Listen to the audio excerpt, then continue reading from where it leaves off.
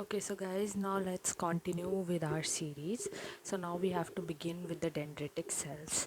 So dendritic cells are basically a kind of a antigen presenting cells. Okay, and they are named so due to the long membranous extension like dendrites. जैसे कि whenever we saw the dendrites, okay, जब भी हम nerves के बारे में पढ़ते हैं तो ऐसे यहाँ पे ऐसे dendrites होते हैं ना long long, तो इनका जो structure होता है it's also something like these dendrites. Okay, इस टाइप का कुछ structure होता है dendritic cells का. Sorry, it was not visible. ठीक है, तो कुछ इस टाइप का स्ट्रक्चर होता है डेंड्रेटिक सेल्स का, तो इसीलिए इसको डेंड्राइट्स को रिप्रेजेंट करते हैं, ऐसे डेंड्राइट्स होते हैं, इसलिए इनका नाम डेंड्रेटिक सेल्स है. ओके, सो ये माइलेनॉइड और लिम्फॉइड लिनिएजेस से बने होते हैं सेल्स. ठीक है, they capture the antigen at a place in the body. ठीक है, कहीं पे भी आपके मान लो कोई भी फॉरेन एंटीजन आया, ठीक है, ये उसको वहाँ पे कैच कर लेंगे, उसको प्रोसेस करेंगे. प्रोसेस मतलब उसके एंटीजन्स को ये लोग, देखो क्या होता है कि इनको ना अपने ऊपर ऐसे एंटीजन लगा के ले जाने होते हैं और फिर ये ले जाकर उन्हें प्रेजेंट करते हैं दूसरे सेल्स को. ठीक है, तो वो प्रेजेंटेशन के लिए जब ये एंटीजन्स इनको लगाने होते हैं तो ये इनको किस फॉर्म में लगाने होते हैं, ये इनको पेप्टाइड फॉर्म में लगाने होते हैं. ठीक है, अब एक्चुअल में क्या होता है, जो एंटीजन जो हमारी बॉडी में एंटर करता है that is in the form of protein. ठीक है, तो क्या हो जाता है कि ये प्रोटीन फॉर्म में होता है. Protein is a larger molecule. तो प्रोसेस का मतलब यहाँ पे ये हुआ कि डेंड्राइट इसको प्रोटीन से पेप्टाइड में कन्वर्ट कर देते. ओके, इन्हें शॉर्टर फॉर्म में स्मॉलर, इनका स्मॉलर मॉलिक्यूलर मास होता है तो उसमें कन्वर्ट कर देते हैं जिससे इजीली इनके ऊपर अटैच हो सके इनके एमएचसी के साथ, और फिर ये इनको फर्दर प्रेजेंट कर देता है. ठीक है, वहाँ से ये कहाँ जाते हैं, लिम्फ नोड में जाते हैं. वहाँ पे ये बी, लिम्फ नोड में बी और टी सेल्स प्रेजेंट होंगे, वहाँ पे ये उनको प्रेजेंट करेंगे. ठीक है, प्रेजेंट करेंगे, टी सेल्स होंगे वहाँ पे बी और टी, तो उनको प्रेजेंट करेंगे वहाँ पे, एक्टिवेट करेंगे नाइव सेल्स को. नाइव टी सेल्स जो प्रेजेंट होते हैं वहाँ पर, बेसिकली उन टी सेल्स को ये एक्टिवेट करेंगे. ठीक है, एक्टिवेट करेंगे, फिर क्या होगा कि वो डिफरेंशिएट हो जाएंगे, जैसे टीसी सेल्स में कन्वर्ट हो जाएंगे. ठीक है, अनडिफरेंशिएटेड टी सेल्स में कन्वर्ट हो जाएंगे. Sorry, naive cells undifferentiated cells होते हैं, और ये जब भी इनको एंटीजन मिलेगा तो ये डिफरेंशिएट हो जाएंगे किस में, एक मैच्योर सेल में, और ये जाकर लड़ेंगे. बेसिकली ये टी सेल्स होते हैं, ये टीएच और टीसी सेल्स में कन्वर्ट होता है. ठीक है, अब है फॉलिकुलर डेंड्रिटिक सेल्स जो हमारी बॉडी में प्रेजेंट होते हैं, वो नॉर्मल डेंड्रिटिक सेल से अलग होते हैं थोड़ा सा. कैसे होते हैं कि जो नॉर्मल डेंड्रिटिक सेल होता है वो हिमेटोपोइटिक सेल से या माइलोनॉइड, लिम्फॉइड या माइलोनॉइड लीनिएज के थ्रू प्रोड्यूस होता है. ठीक है, बोन मैरो में होता है. ठीक है, और जो फॉलिकुलर डेंड्रिटिक सेल होता है वो कहाँ से ओरिजिनेट होता है, वो लिम्फ नोड से ओरिजिनेट होता है. तो यहाँ पर हम देख रहे हैं कि इसका ओरिजिन, जो नॉर्मल डेंड्रिटिक सेल का ओरिजिन है वो बोन मैरो से होगा, वेराज जो फॉलिकुलर डेंड्रिटिक सेल होगा उसका जो ओरिजिन होगा वो लिम्फ नोड से होगा. ठीक है, they are called follicular dendritic cell just because of their appearance is somewhat similar to normal dendritic cell, although they are not a dendritic cell and they don't have function like dendritic cell, but तब भी हम उनको follicular dendritic cell बोल देते हैं because of their structural similarities. ठीक है, वो देखने में दोनों काफ़ी सेम लगते हैं. Okay, so guys, now let's look at the erythroid cells. Okay, जो erythroid cells होते हैं, these are basically the RBCs. ठीक है, हम सारे बॉडी के सेल्स पढ़ रहे हैं अभी, तो ये RBCs होते हैं. ठीक है, इनकी हाई कॉन्सेंट्रेशन ऑफ हीमोग्लोबिन होता है इनके अंदर. ठीक है, जो डैमेज RBC होते हैं दे एलिसिट इम्यून रिस्पॉन्सेज. ठीक है, लार्जेस्ट आरबीसी जो होते हैं वो एम्फीबियंस के पास होते हैं, स्मॉलेस्ट आरबीसीज डियर के पास होते हैं. जो नॉन मेमेलियन वर्टिब्रेट्स होते हैं उनके पास न्यूक्लिएटेड आरबीसीज होते हैं. ठीक है, आपको जो नॉन मैमेलियन होते हैं, यानी कि जो मैमल्स नहीं होते हैं, ह्यूमंस आर मैमल्स, तो हमारे अंदर नॉन न्यूक्लिएटेड होता है, लेकिन नॉन मैमेलियन स्पीशीज़ के अंदर ये न्यूक्लिएटेड आरबीसीज पाए जाते हैं. ठीक है, सिर्फ मैमल्स में ही ई न्यूक्लिएटेड या no nucleus of RBCs are found. ठीक है, अब एक मेगा कैरियोसाइट्स होते हैं, ये कहाँ पाए जाते हैं, ये बोन मैरो में पाए जाते हैं. ठीक है, they give rise to thousands of platelets. इनसे बेसिकली प्लेटलेट्स का फॉर्मेशन होता है. Smaller cell that helps in clot formation. ठीक है, ये स्मॉलर साइज में होता है, एंड आपको पता है प्लेटलेट्स का फंक्शन क्या होता है क्लॉट फॉर्मेशन का, तो ये क्लॉट फॉर्मेशन में हेल्प करता है. ठीक है, they do not have their own nuclei, उनका खुद का कोई न्यूक्लिया नहीं होता है.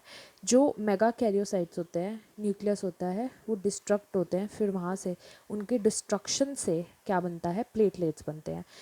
मेगा कैरियोसाइट्स के पास न्यूक्लियस होगा, लेकिन जब उनका डिस्ट्रक्शन होगा और वो प्लेटलेट्स बनेंगे तब उनके पास न्यूक्लियस जो है वो न्यूक्लियस यहाँ पे उनके पास नहीं होगा। ठीक है, अब हमने स्टार्ट करना है cells of lymphoid lineages. Adaptive immunity के सेल्स बेसिकली इसमें आ जाते हैं। ठीक है, उनके बारे में अब हम लोग स्टार्ट करेंगे।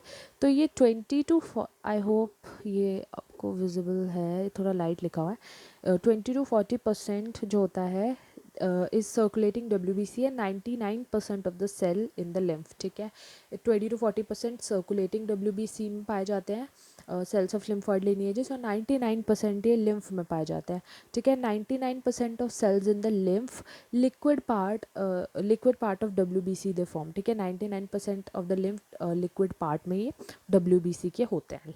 ठीक है, क्या होते हैं? अडेप्टिव इम्यूनिटी के लिम्फॉइड लिनिएजेस के सेल, जिन्हें हम बोलते हैं लिम्फोसाइट्स। ठीक है, अब इसमें हमारे पास 3 डिफरेंट काइंड्स ऑफ सेल्स आ जाते हैं, B lymphocytes, T lymphocytes and NK cells, natural killer cells. ठीक है, नेचुरल किलर सेल्स का थोड़ा फंक्शन अलग तरीके से चलता है, और सबका ही वैसे तो थोड़ा थोड़ा अलग होता है, बट इसका कुछ थोड़ा ज़्यादा अलग होता है। ठीक है, हम सब पढ़ेंगे। इनके अंदर देखो हम कैसे डिफ्रेंशिएट करते हैं, बी और टी लिम्फोसाइट्स को डिफ्रेंशिएट करने के लिए different kinds of protein membrane, इनकी जो प्रोटीन मेम्ब्रेन होती है, ठीक है, it is of different kind, तो इस बेसिस पे हम लोग इसको डिफ्रेंशिएट कर सकते हैं। ठीक है, ये सरफेस प्रोटीन्स होते हैं। ठीक है, ये मेम्ब्रेन की सरफेस के ऊपर, रिसेप्टर्स भी आप कहते हैं जैसे, तो ये सरफेस के ऊपर पाए जाते हैं। So they are surface proteins which are expressed by the immune cells. ठीक है, ये सरफेस प्रोटीन जो कि इम्यून सेल्स के द्वारा रिप्रेजेंट होते हैं, they are refer to as cluster of differentiation, जिनको हम शॉर्ट फॉर्म में CD लिखते हैं। ठीक है, ये CD वर्ड आगे बहुत ज़्यादा यूज़ होने वाला है। ठीक है, ये CD मार्कर्स की तरह काम करते हैं। ठीक है, क्लस्टर ऑफ डिफरेंशिएशन मार्कर्स, तो ये CD मार्कर्स बी सेल्स में जो होते हैं CD32 टाइप के मार्कर्स पाए जाते हैं। दिस इज़ इम्पॉर्टेंट, ये आपको पता होना चाहिए। बी सेल्स के अंदर CD32 पाया जाता है, TH सेल्स के अंदर CD4 पाया जाता है, एंड TC सेल्स के अंदर CD8 पाया जाता है। ये आपको पता होना चाहिए। Now, in addition to their CD surface signatures, each B or T cells also expresses an antigen-specific receptor. इनके पास एक antigen specific receptor होता है, ठीक है, जिसे हम B cell receptor BCR या फिर T cell receptor TCR भी कहते हैं। ठीक है, इनके specific receptors इनके अंदर पाए जाते हैं। अब क्लोन के बारे में पढ़ते हैं। क्लोन एक टर्म है जो कि आपने शायद पहले भी सुनी होगी।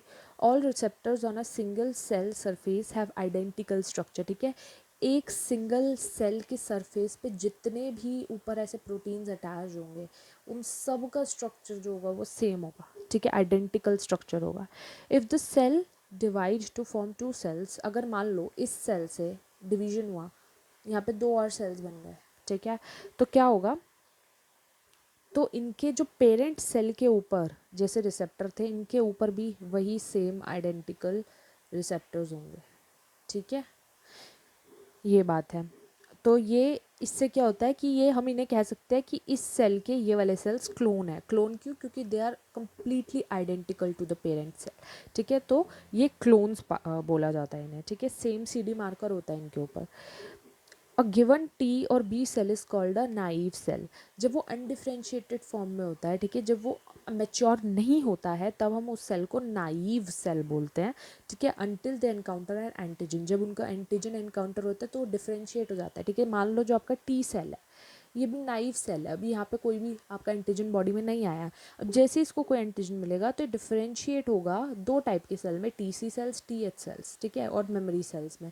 तो इसमें क्या होगा, इसका मतलब ये है कि ये वाला जो सेल है ये नाइव था, बिकॉज इसको अभी तक एंटीजन एनकाउंटर नहीं हुआ था। जैसे एंटीजन एनकाउंटर हुआ तो ये इन डिफरेंट टाइप्स ऑफ सेल्स में डिफ्रेंशिएट हो गया, जो कि मैच्योर सेल्स माने जाते हैं। ठीक है, देखो, ऑन एनकाउंटर विद एंटीजन ये इफेक्टर सेल्स फॉर्म कर लेते हैं। ठीक है, जिससे कि प्राइमरी रिस्पॉन्स आपका जनरेट होता है, और मेमोरी सेल्स फॉर्म कर लेते हैं जिनसे सेकेंडरी रिस्पॉन्स जनरेट होता है। ठीक है, देखो प्राइमरी रिस्पॉन्स क्या, प्राइमरी रिस्पॉन्स होता है जो कि जब हमारी बॉडी में पहली बार एंटीजन एनकाउंटर किया तो उसके खिलाफ जो रिस्पॉन्स प्रोड्यूस होगा, that is known as primary response, जो कि इफेक्टर सेल्स के द्वारा किया जाता है। वेयर एज तो मेमोरी सेल्स जो होते हैं, मेमोरी सेल्स जो होते हैं वो उसको याद कर लेता है, ठीक है, उनको तरीका पता लग जाता है कि अगर हमारी बॉडी में दोबारा से अगर सेम एंटीजन आया तो हमें उसको कैसे टैकल करना है, उसको ये पूरा मेमोरी हो जाती है सेल्स के अंदर, ठीक है। तो जब भी वो दोबारा सेम एंटीजन हमारी बॉडी में आएगा तब ये अकेले मेमोरी सेल्स जो होंगे ये ऐसा बहुत ही एग्जैक्ट मतलब बहुत ही अच्छा रिस्पॉन्स जनरेट करेंगे, ठीक है, और ये ईजीली उस एंटीजन को डिस्ट्रॉय कर देंगे। तो ये सेकेंडरी रिस्पॉन्स जो होता है दिस इज़ हाईली इफेक्टिव और ये मेमोरी सेल्स के थ्रू किया जाता है, ठीक है। ये सेम बात यहाँ पे लिखी है, फर्स्ट एनकाउंटर जो होता है इफेक्टर सेल्स के थ्रू होता है, प्राइमरी रिस्पॉन्स जनरेट करता है, दोबारा से एनकाउंटर होता है तो सेम एंटीजन अगर मान लो आया तो सेकेंडरी रिस्पॉन्स जनरेट होगा, मेमोरी सेल्स के थ्रू होगा। अब हम बी लिम्फोसाइट्स का पढ़ते हैं। देखो बी लिम्फोसाइट्स जो होता है उनको बी इसलिए बोला जाता है बिकॉज उनका जो साइट ऑफ मैच्योरेशन होता है वो बोन मैरो ही होता है, वो बोन मैरो में मैच्योर होता है, ठीक है, इसलिए उनका नाम बी लिम्फोसाइट पड़ा है। और एक और भी वजह है जिसकी वजह से उनका नाम बी लिम्फोसाइट पड़ा है, ठीक है।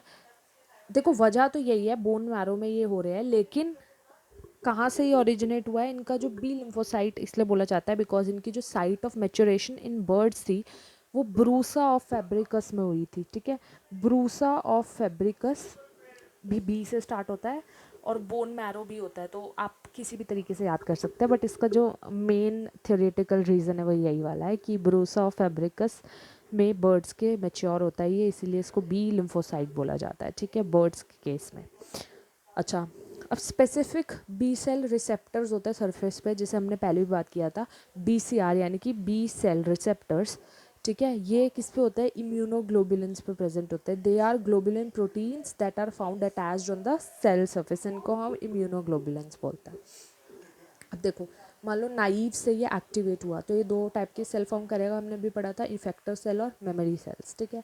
अब इफेक्टर सेल्स में जो हमारे पास सेल्स आते हैं वो बी लिम्फोसाइट से जो इफेक्टर सेल्स फॉर्म होंगे वो प्लाज्मा सेल्स फॉर्म होंगे। ये इनका प्राइमरी फंक्शन यही होता है कि ये इनका जो फंक्शन होता है वो ये होता है कि ये एंटीबॉडीज़ को सेक्रीट करते हैं ब्लड में, ठीक है। जब भी एंटीजन का एनकाउंटर होगा तो ये naive B cell activated B cell effector cells में कन्वर्ट हो जाएगा, प्लाज्मा सेल्स फॉर्म कर लेगा। प्लाज्मा सेल्स जब ये फॉर्म करेगा तो उसका फंक्शन होगा सेक्रीशन ऑफ एंटीबॉडीज़, ठीक है। ये फर्दर डिवाइड नहीं होता है and they die within 1 to 2 weeks। अब हम टी लिम्फोसाइट्स पढ़ते हैं। T lymphocytes are so named because of their process of maturation occurs in thymus, ठीक है। तो थाइमस में इनका प्रोसेस ऑफ मैचुरेशन होता है, इसीलिए हम इसको टी लिम्फोसाइट बोलते हैं, ठीक है। इनके पास स्पेसिफिक सेल रिसेप्टर होता है TCR, ठीक है, T cell receptor. They only recognise processed antigen instead of whole antigen, जो मैंने भी आपको प्रोटीन वाली बात बताई थी कि ये प्रोटीन्स को स्मॉलर पेप्टाइड्स में कन्वर्ट करता है, ठीक है। अगर आप इसको पूरा प्रोटीन दे दोगे तो उसको रिकॉग्नाइज नहीं कर पाएगा, ये सिर्फ पेप्टाइड्स को ही रिकॉग्नाइज करेगा क्योंकि ये स्मॉलर होते हैं और ये इजीली अटैच हो सकते हैं इसके सरफेस पे, ठीक है, ठीक है। इनके सरफेस के ऊपर MHC मॉलिक्यूल्स होते हैं, ठीक है। MHC refers to major histocompatibility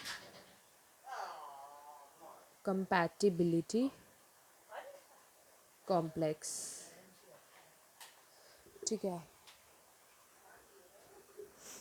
तो ये मेजर हिस्टोकम्पैटिबिलिटी कॉम्प्लेक्स ही है जिसके ऊपर ये पेप्टाइड्स जो हैं वो अटैच होते हैं और ये फिर आगे प्रेजेंटेशन का काम करता है, ठीक है, वो डेंड्रिटिक सेल्स में। और इसमें भी होता है, इसमें भी MHC होता है, हर जगह MHC होता है। इसके जो MHC होता है ये पर्टिकुलर एंटीजन्स को रिकॉग्नाइज करते हैं, ठीक है, और फिर उनके अगेंस्ट ये एक्ट करते हैं। अब हम आगे बढ़ते हैं। देखो MHC के बारे में मैं अब आपको थोड़ा सा और बता रही हूँ। वैसे हम MHC का पूरा एक टॉपिक पढ़ेंगे, ठीक है, एक पूरी वीडियो होगी MHC के ऊपर, उनका स्ट्रक्चर वगैरह जो पेपर में पूछा जाता है। MHC जो होता है सेल सरफेस रिसेप्टर होते हैं, दो टाइप्स के होते हैं, MHC1 और MHC2, दो टाइप्स के होते हैं। MHC means major histocompatibility complex, MHC1 MHC2 दो टाइप के होते हैं। MHC1 जो होता है ये सारे न्यूक्लिएटेड सेल्स पे और APC पे पाए जाते हैं, ठीक है। जितने भी APC सेल्स हो गए जैसे कि आपके डेंड्रिटिक सेल, मैक्रोफेजेस हो गए, तो उन सब पे प्लस सारे न्यूक्लिएटेड सेल्स पे भी आपके MHC1 पाए जाते हैं।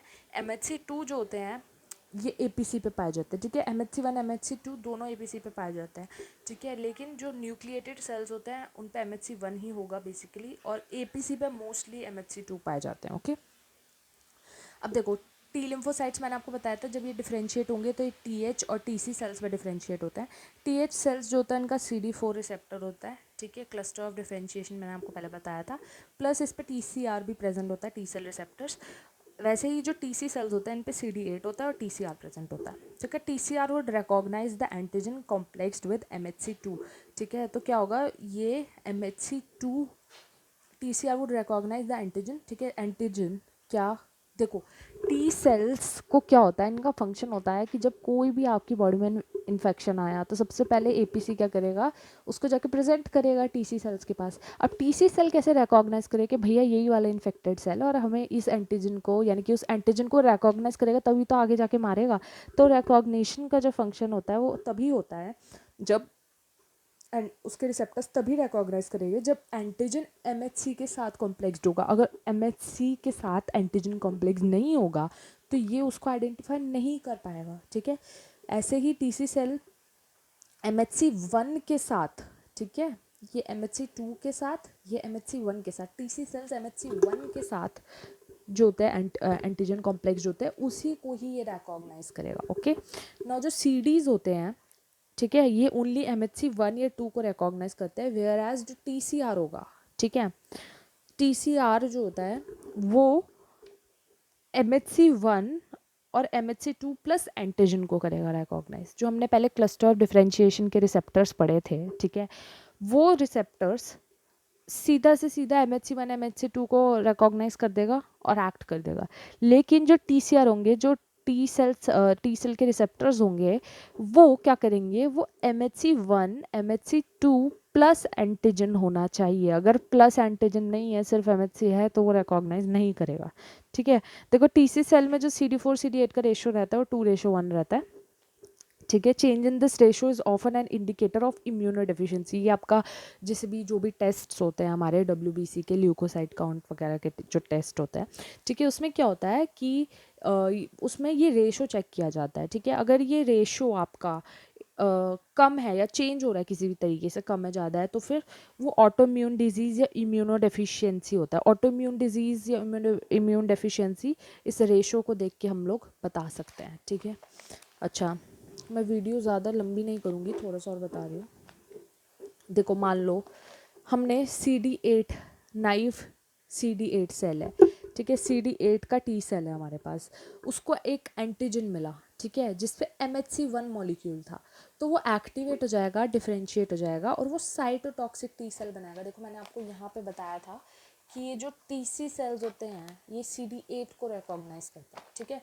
तो कैसे रिकॉग्नाइज करेगा, ये देखो ये TC सेल्स बनाता है, ये वाला प्रोसेस क्या करेगा, नाइव एक T सेल है, CD8 है, उसको एक एंटीजन मिला जो कि MHC1 के साथ बाउंडेड था, तो ये एक्टिवेट हो जाएगा, डिफरेंशिएट हो जाएगा, साइटोटॉक्सिक T लिम्फोसाइट बना देगा और साइटोटॉक्सिक T सेल फिर क्या करेगा, किल और एलिमिनेट जो भी उसका फंक्शन है, फैगोसाइटोसिस, वो सब करेगा, ठीक है। They will kill the cells of virus infected और ट्यूमर सेल्स, ठीक है। ये हमारा क्या होता है, बेसिकली हमारे खुद के जो सेल्स होते हैं ना, उसमें जैसे कि ह्यूमन सेल्स जो होते हैं ना, उसमें MHC1 मोस्टली पाया जाता है, ठीक है। तो MHC1 होगा उस पर, तो ये क्या करेंगे, जब भी कोई ट्यूमर इन्फेक्टेड सेल होता है तो उसके ऊपर भी MHC होगा, क्योंकि वो हमारे सेल्फ सेल्स ही जो है वो इन्फेक्टेड हो जाते हैं, ठीक है। कुछ बाहर से एंटीजन नहीं आ रहा है, अंदर से ही एंटीजन प्रोड्यूस हो रहा है हमारी बॉडी में, ठीक है। तो वो क्या हो रहा है कि वहाँ पर जो हमारा MHC1 है वो पाया जाएगा और ये TC सेल्स आके उसको आइडेंटिफाई करेंगे, ठीक है, उसके ऊपर एंटीजन होंगे, उसको आइडेंटिफाई करेंगे और उसको किल कर देंगे, ठीक है। जो CD4 का केस होगा, ये हमारे TH सेल्स बनाते हैं बेसिकली। CD4 T सेल जो होगा नाइव स्टेट में अभी, ठीक है, इसको एक एंटीजन मिला जो कि MHC2 के साथ बाइंडेड है, यानी कि कुछ हम इससे MHC1 MHC2 से थोड़ा सा हमें आइडिया भी मिल जाता है कि हमारा जो इन्फेक्शन है वो खुद में अंदर ह्यूमन सेल्स में हो रहा है या बाहर से कोई पैथोजन आ रहा है, ठीक है। तो MHC2 यूजुअली बाहर से पैथोजन अगर MHC2 के साथ बाइंडेड होगा तो यूजुअली उसमें वो डेंड्रिटिक सेल्स वगैरह उसको प्रेजेंटेशन देते हैं, ठीक है, प्रेजेंट करते हैं, तो वो MHC2 के साथ मोस्टली बाइंडेड होता है, ठीक है। तो ये क्या करेगा, इसको MHC2 दिखा और उसके साथ एक एंटीजन दिखा, तो तभी यहाँ पे TH सेल एक्टिवेट हो जाएंगे और ठीक है, वो TH1 और TH2 दो टाइप के सेल बना देते हैं। जो TH1 होता है, they regulate the response of intracellular pathogens, ठीक है। अब देखो यहाँ पर भी दो टाइप के सेल्स बनते हैं, ठीक है। तो मैंने आपको बोला था इससे आइडिया मिलता है, ये कन्फर्मेटरी नहीं होता, एक्सेप्शंस तो होते ही हैं, ठीक है। तो इससे क्या होता है, दो डिफरेंट टाइप्स के सेल्स बन जाते हैं। पहला बन जाता है, देखो अगर मान लो आपका इंट्रा सेल्यूलर भी है अगर, ठीक है, तो उस केस में भी आपको क्या होगा कि आपको टीएच सेल्स तो चाहिए ही ना, ठीक है, हेल्पर सेल्स तो चाहिए ही, चाहे वो इंट्रा सेलुलर चाहे एक्स्ट्रा सेलुलर हो। तो जो इंट्रा सेल्यूलर होगा तो उस पर ट्यूबर सेल्स हो जाएगा, ठीक है। और जो एक्स्ट्रा सेल्यूलर होगा उसमें क्या कहते हैं, TH2 सेल्स जो है वो प्रोड्यूस होंगे। तो मैं इतना ही अभी इस वीडियो को रख रही हूँ। We will continue with this video soon. I hope you like this video, ठीक है। तो बहुत बड़ी वीडियो होगी, we will continue further with our topics. So thank you so much guys for watching this video and have a nice day. Please do like, subscribe to our channel for more amazing videos.